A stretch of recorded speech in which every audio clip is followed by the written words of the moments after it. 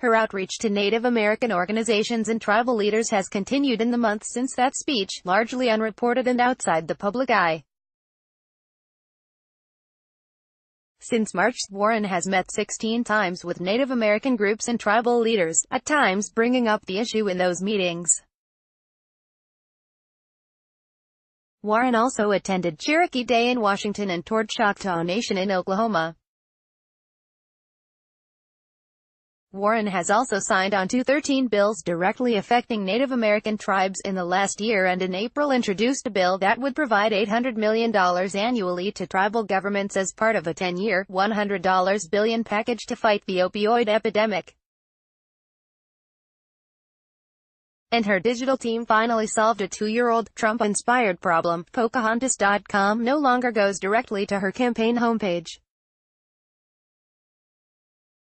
The Pocahontas political controversy is a subplot of a larger issue: whether Warren materially benefited during her career as a law professor from claiming minority status. For years she has insisted she did not.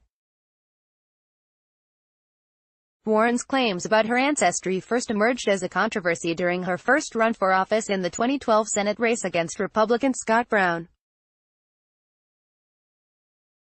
During the 2016 presidential campaign, as Warren hammered Trump while stumping for Hillary Clinton, Trump shot back with the nickname Pocahontas. Trump has kept it up from the White House, even using the slur during a November 2017 event honoring Native American veterans. Warren consulted with Native American figures about how to respond to Trump before beginning her quiet outreach effort, largely consisting of meetings in her Washington office. The day before her February speech, Warren met with Melanie Benjamin, the tribal chairwoman of the Mille Lacs Band of Ojibwe Indians, in Minnesota. Benjamin said Warren was seeking advice on how to address her ancestry, stories she'd been told about the Native American heritage of her mother's side of the family while growing up in Oklahoma. When speaking with tribes, she'd bring up that whole issue about that Pocahontas label, and my advice to her, and I used an example, is that in Indian country, we are very community-oriented, she said. We are those types of people where we will embrace you as part of our community and then we will recognize you as our community from there on. If you are told from day one that you are that tribal person in that tribal home, that's who you are. And that's the simplest way to explain that, Benjamin said. That's what I told her. If you respect Indian country, we respect you, she said. Go out and do the job, and it'll be better for all of us. Warren ultimately sounded those themes in her speech. My mother's family was part Native American, and my daddy's parents were bitterly opposed to their relationship.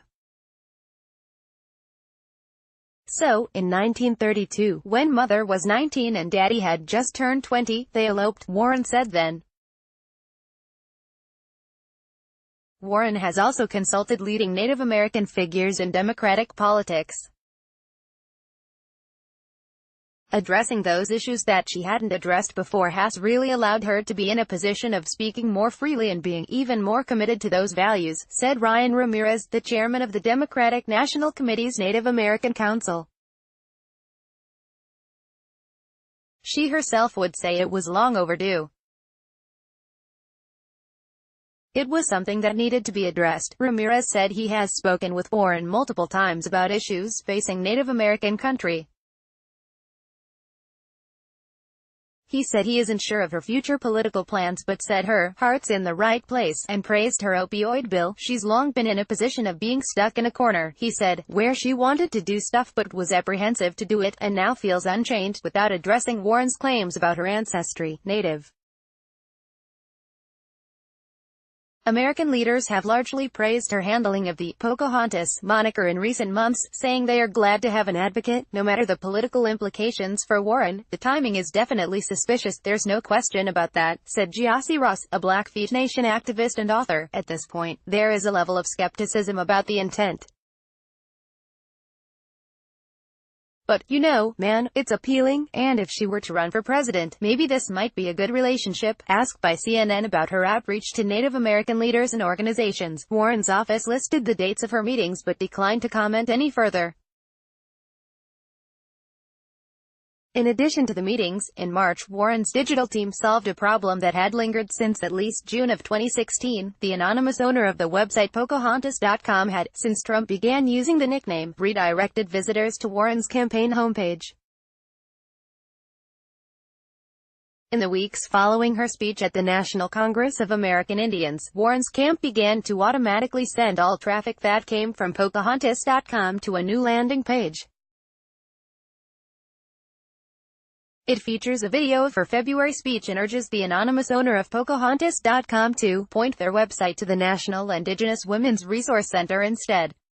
The website goes on to detail the captivity and sexual violence the young Native American woman known for her association with the Jamestown colonial settlement faced. Warren has also addressed Native American issues in recent speeches.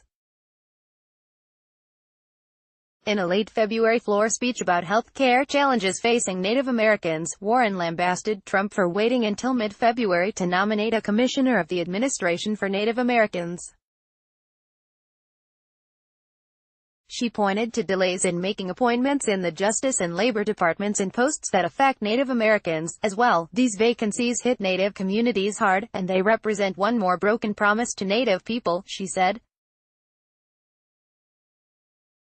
Warren also attended the Native American Indian Housing Council's annual legislative conference on Capitol Hill in early March. In a speech there, she said block grants to fund at least 68,000 new housing units are needed on tribal land and complained that Trump had raised doubts about funding for Native American housing block grants. The government should recognize that building safe, decent housing for Native people is a way to provide economic opportunity and stability, a way to provide self-determination, a way to provide hope, she said. On April 30th, Warren and her husband toured Choctaw Nation, an 11,000-square-mile territory within Oklahoma's boundaries with nearly 200,000 citizens. She toured a regional medical clinic, where she hosted a roundtable discussion on the opioid epidemic with staff from the Choctaw Nation and other tribes. She also visited a wellness center and read to children at a child development center. Members of Congress don't often take the time to travel to Indian country, and we were happy that she did, said Choctaw Nation Chief Gary Batten.